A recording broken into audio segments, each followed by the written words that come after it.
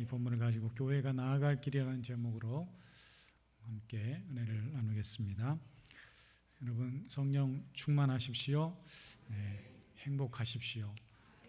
나라가 우선합니다. 우선은 어지러운 이런 때일수록 우리가 더욱 깨어 기도해야 될 줄 믿습니다. 미국 버클리 대학 심리학 연구소에서 이런 재미난 발표를 했더군요. 행복한 사람의 특징이 있다는 거예요. 행복한 사람의 10가지 특징이 있는데 첫 번째가 건강한 사람. 건강하다는 것은 다 모든 면에서 육체, 정서, 정신, 영적으로 다 건강한 사람. 그런 사람은 늘 기분이 좋고 행복할 수밖에 없겠죠. 두 번째가 호기심이 많은 사람. 이 호기심이 많은 사람은 늘 의욕이 충만한 삶을 살아갈 수가 있는 것이죠. 세 번째가 집중력이 뛰어난 사람. 집중력이 뛰어나면 공부도 잘하겠죠. 또 좋은 습관 가지고 유머가 많은 사람, 판단력이 정확한 사람, 좋은 언어 쓰는 사람, 표현력이 좋은 사람, 자존감이 높은 사람, 그리고 마지막으로 겸손하고 성실한 사람, 이렇게 되어 있습니다. 그런데 행복한 삶을 사는 비결, 조건 중에 다른 건 다 우리가 동의하는데 특별히 두 번째, 호기심이 많은 사람. 이 호기심이 많은 것과 행복한 것과 무슨 상관이 있을까? 한번 의아한 생각을 갖게 되는 것이죠. 우리가 일반적으로 행복한 사람은 여기 나온 것처럼 긍정적이고 감사하는 마음, 매사에 긍정적이고 또 적극적이고 의욕이 넘치고 이런 사람을 행복한 사람이라고 꼽긴 하는데 호기심이 많다는 것과 행복한 사람은 과연 무슨 연관이 있을까 생각을 해보게 되는 것이죠. 그런데 조금 달리 생각해 보면 이게 맞는 말이기도 하겠다라는 생각이 듭니다. 왜냐하면 호기심이라는 것은 우리 일상생활 가운데에 늘 긍정적인 에너지를 주는 것이다 라는 것이죠. 그래서 매사에 의욕이 넘치게 되고 또 자신의 삶의 미래에 대한 기대를 가지고 살아가는 사람, 이런 사람을 우리가 호기심이 많은 사람 이렇게 표현한다라는 것이죠.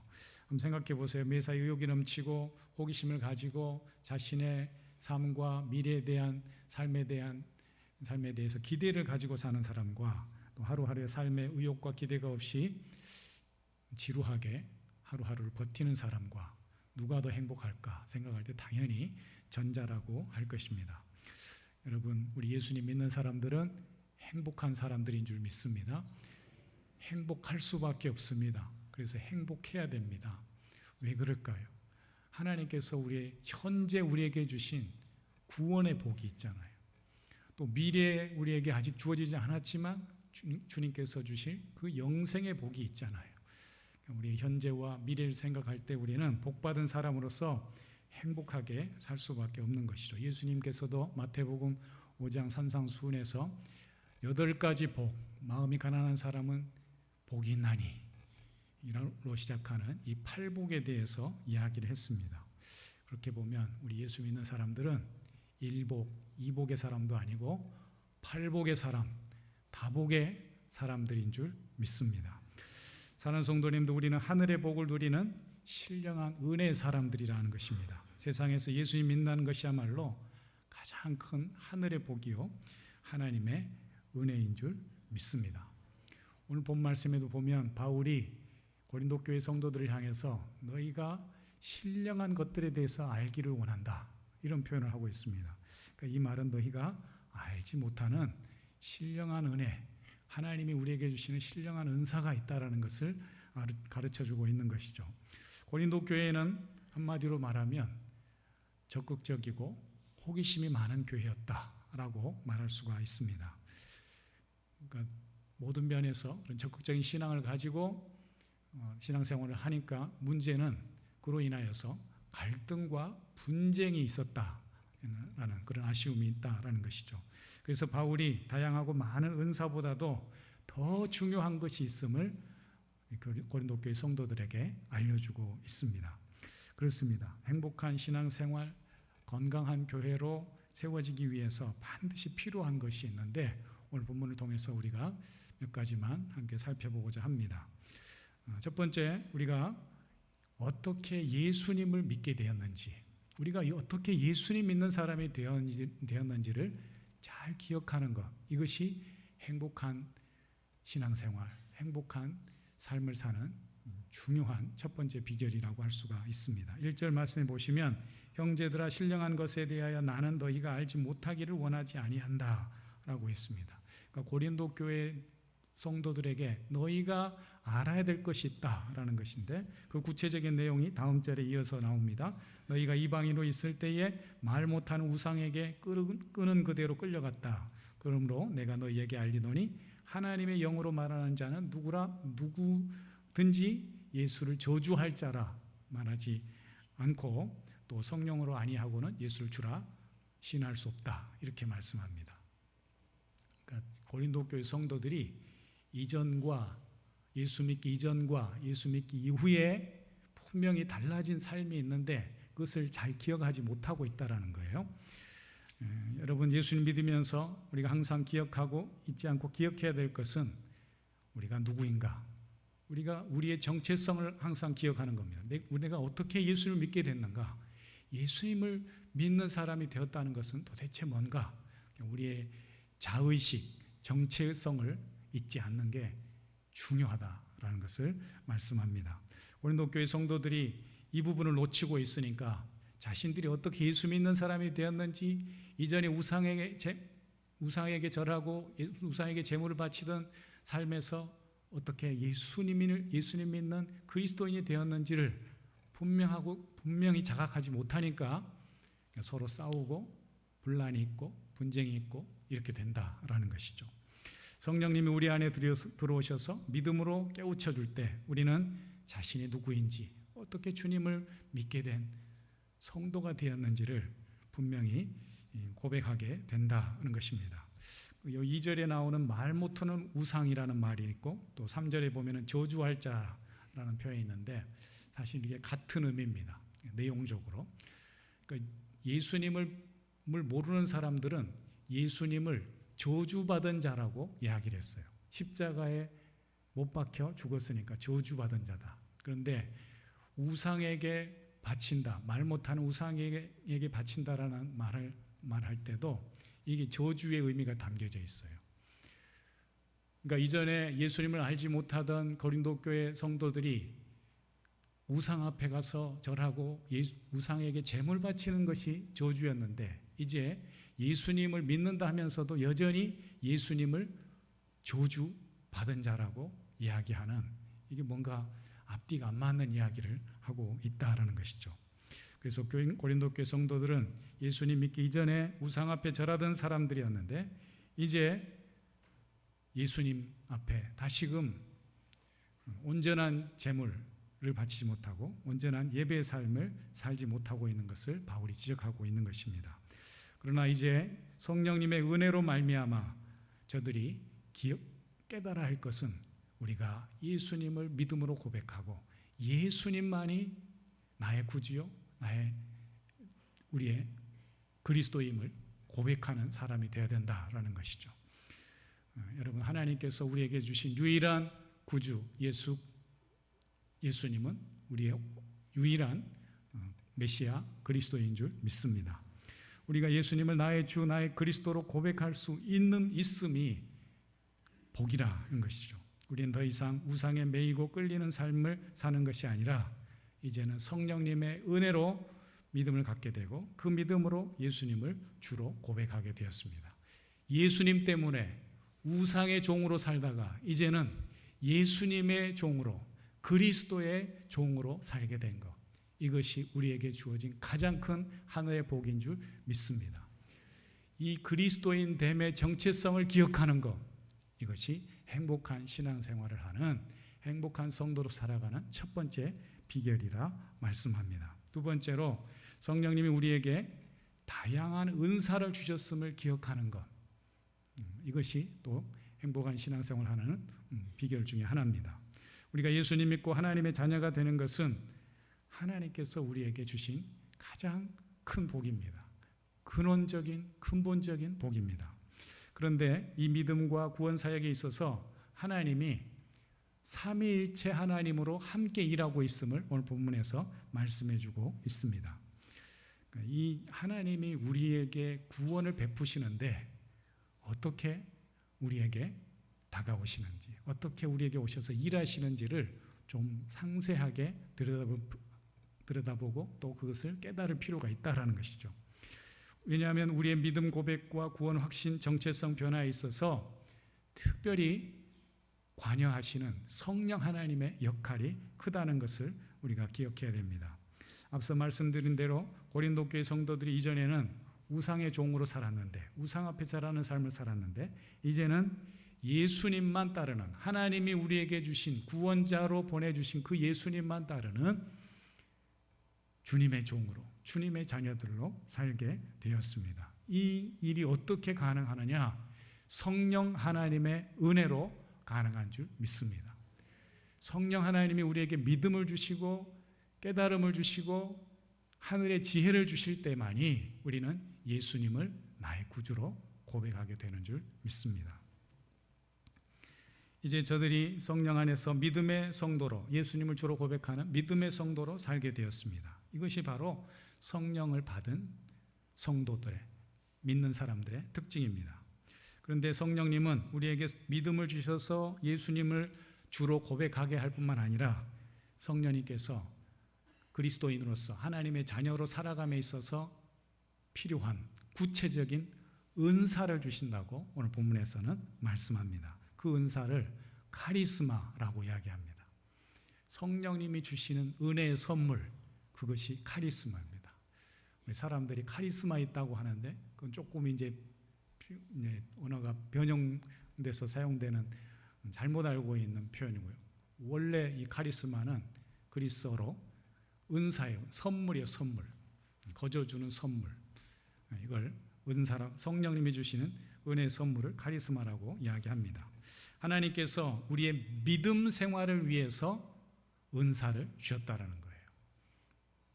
그러니까 카리스마라는 것은 우리 인간의 어떤 성격, 기질, 또 리더십을 위해서 필요한 것이 아니라 하나님의 일을 위해서 필요한 것이 카리스마인 줄 믿습니다. 그래서 4절 이하의 말씀 보면은 은사는 여러 가지나 성령은 같고 직분은 여러 가지나 주는 같으며 또 사역은 여러 가지나 모든 일을 이루시는 하나님은 같다. 이런 표현이 나옵니다. 그러니까 하나님께, 삼위일체 하나님께서 은사를 주시는 분은 성령님이고 성령님의 역할은 은사를 주시는 분이고 또 우리 예수님은, 주님은 뭘 주신다고요? 우리에게 직분을 맡겨주시고 성부 하나님은 이 모든 일들을 다 아우러서 당신의 일을, 당신의 뜻을 이루어 가시는 분이다 라고 말씀하고 있는 것이죠. 그래서 은사와 직분과 사역, 이것이 삼위일체 하나님이 우리에게 주시는 또 하나의 선물임을 말씀해 주고 계십니다. 이 말씀 속에는 삼위일체 하나님의 사역이 그대로 나와 있습니다. 성령님은 은사를 주시고 예수님은 직분을 주시고 하나님은 모든 것을 이루도록 사역을 허락하신다 말씀합니다. 오늘 하나님께서 우리를 하나님의 자녀로 부르시고 주님의 몸된 교회로 부르셔서 은사를 주시고 직분을 맡겨주시고 사역을 통하여서 하나님의 일을 감당하게 하신 것, 이것이 우리에게 하나님께서 자녀들에게 주신 큰 복인 줄 믿습니다. 이것을 기억하라는 것이죠. 사랑하는 성도님들, 하나님께서 우리에게 믿음을 주신 것도 감사한데 이 땅 가운데서 하나님의 자녀로 또 그리스도인으로서 온전히 세워져 갈 수 있도록 복 있는 삶을, 풍성한 삶을 살아갈 수 있도록 하나님께서 각자에게 각종 은사와 직분과 사역을 맡겨주셨음에 오늘 또 감사하며 살아가는 저와 여러분이 될 수 있기를 축복합니다. 이것을 기억하는 사람, 날마다 되뇌이고 기억하는 사람, 그 사람이 행복한 신앙생활을 할 수 있다는 거예요. 마지막 세 번째로 성령님은 우리에게 다양한 은사를 주시되 이것을 우리의 유익이 아닌 교회의 유익을 위해서 주셨다는 사실을 꼭 기억할 필요가 있습니다. 마지막 세 번째로 우리에게 이런 은사와 능력, 성령의 은사와 능력 그리고 힘을 주신 목적을 분명히 기억해야 할 것입니다. 7절 말씀 보십시오. 7절에 뭐라고 되어 있습니까? 각 사람에게 성령을 나타내심은 유익하게 하려 하심이라. 성령을 주신 목적이 유익하게 하려 하신다라고 되어 있습니다. 또 11절에도 보면 비슷한 말씀이 나와요. 이 모든 일은 같은 한 성령이 행하사 그의 뜻대로 각 사람에게 나누어 주시는 것이니라. 유익하게 한다는 것은 무슨 말이냐? 단순히 이롭다라는 의미보다는 여기 11절에 나와 있는 말씀처럼 하나님의 뜻을 이루는 것을 유익하다 이렇게 얘기하는 거예요. 우리 신앙생활 가운데에 중요한 기준이 뭐예요? 이것이 유익한가? 우리의 믿음 생활에 유익한가? 그 말은 다른 말로 하면 이것은 하나님의 뜻에 부합한 일인가? 하나님의 뜻을 이루는 일인가를 우리는 항상 점검할 필요가 있다라는 것이죠. 성령님께서 그의 뜻대로 각 사람에게 모든 은사를 나누어 주셨습니다. 다양한 한 분이신 성령님께서 삼위일체 하나님께서 우리에게 다양한 은사를 주셨습니다.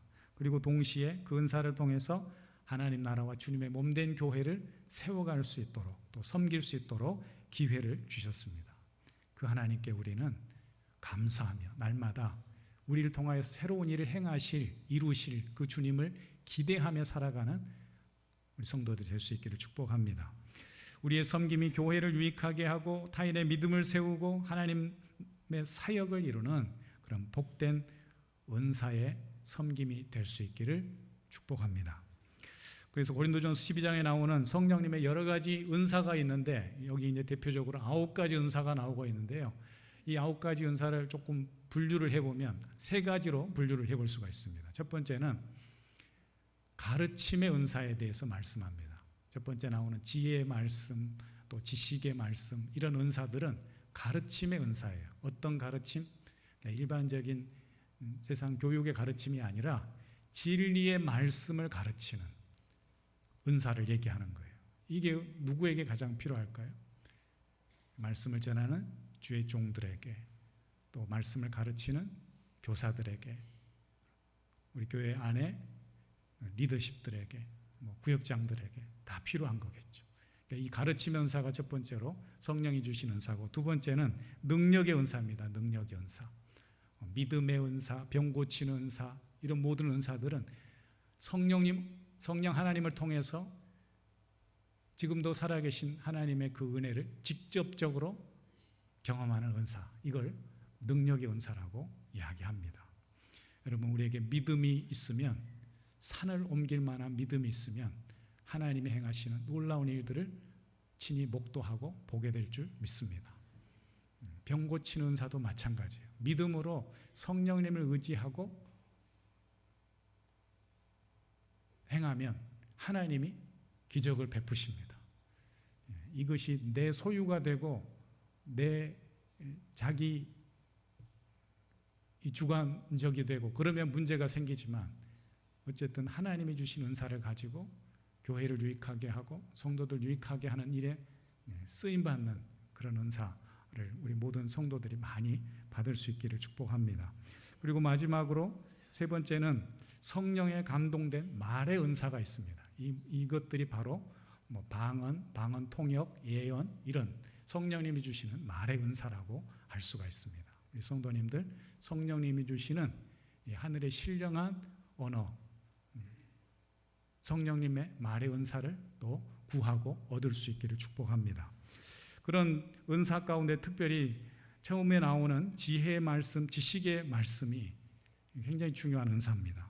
여기 지혜와 지식은 모두 말씀과 관련되어 있는데, 성경의 말씀, 즉 성경의 말씀, 진리를 분별하는 은사가 굉장히 중요하다는 거예요. 여러분, 신앙생활 하면서 그런 걸 경험해 보셨을 거예요. 이게 진리가 조금만 왜곡되면 그걸 뭐라 그래요? 이단이 되고 사이비가 되잖아요.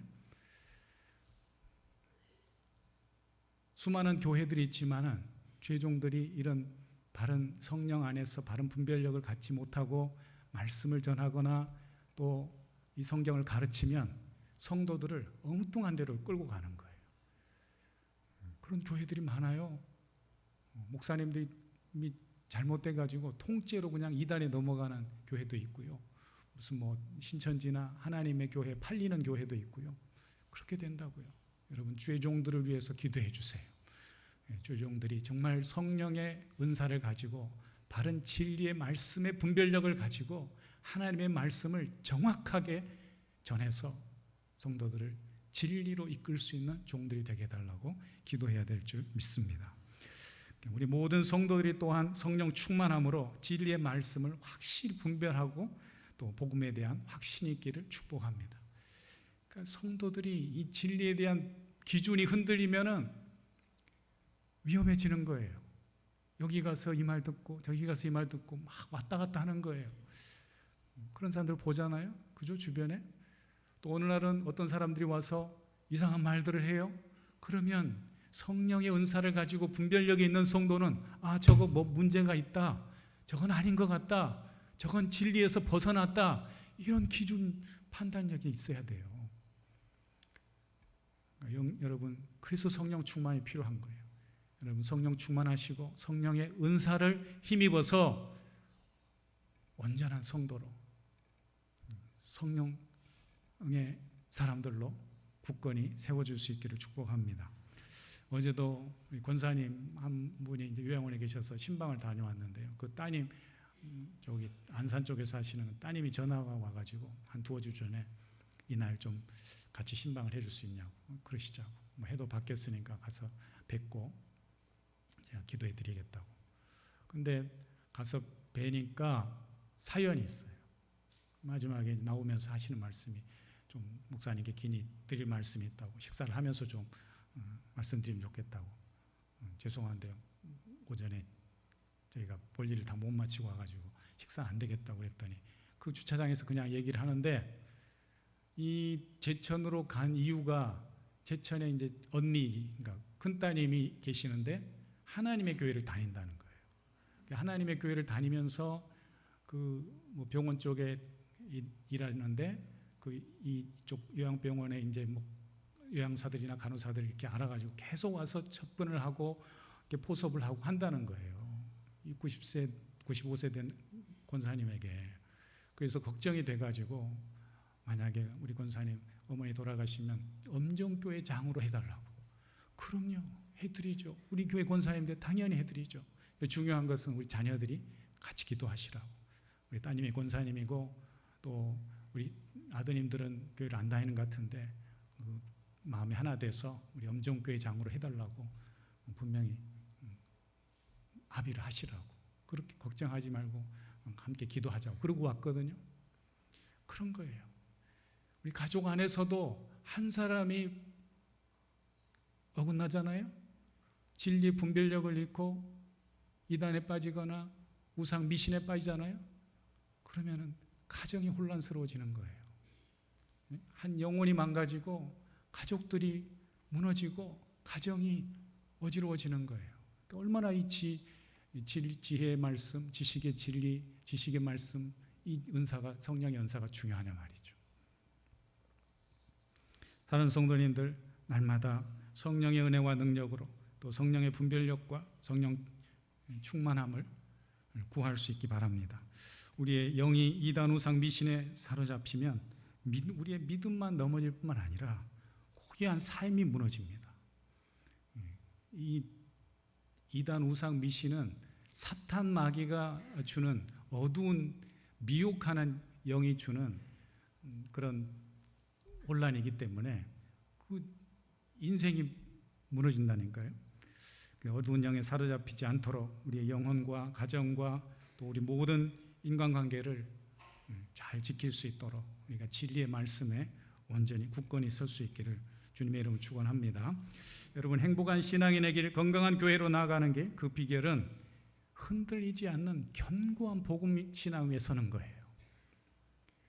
내가 어떻게 그리스도인이 되었는지, 내가 어떻게 구원받은 하나님의 자녀가 되었는지를 늘 깊이 생각하고 기억하고 되뇌이고 그 믿음 안에서 감사하며 사는 것, 그것이 행복한 신앙의 첫 번째 발걸음이자 비결인 줄 믿습니다.